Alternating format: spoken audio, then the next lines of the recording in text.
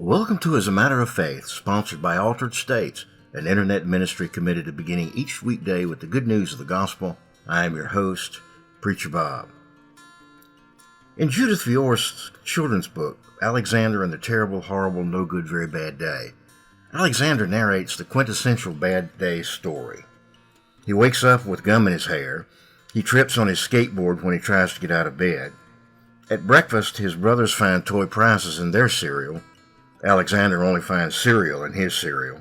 The rest of the day is equally troublesome, and so he resolves that the best way to handle such a bad day is just to move to Australia. The Apostle Paul writes that all things work for our good. And that's a real head-scratcher when we encounter times like our friend Alexander. We'd like for that statement to be true, but it just doesn't seem to be that way. That little word all makes it pretty hard to believe. Think about the cancer diagnosis, or the lost job, or perhaps the car accident or a sick friend. When the terrible, horrible, no good, very bad days pile up, what are we going to do? How can God turn all that smelly pile into something fragrant? Why does God even allow that to happen in the first place?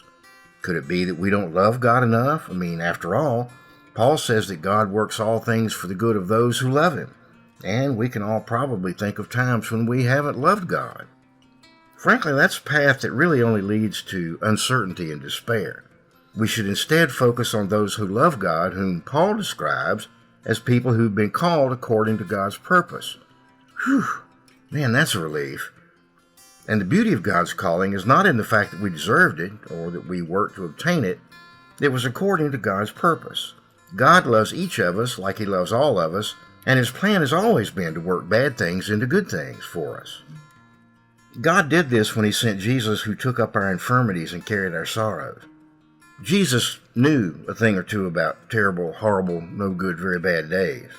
And yet God worked Jesus' suffering and death into the greatest good of all, that is, our salvation.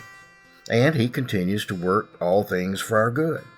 He's in control and is determined that everything that happens to you fits together in a good way.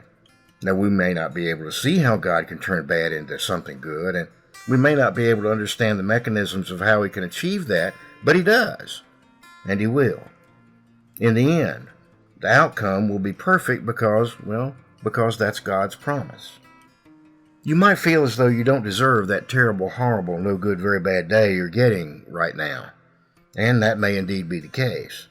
But then you really didn't deserve the good times and the blessings either.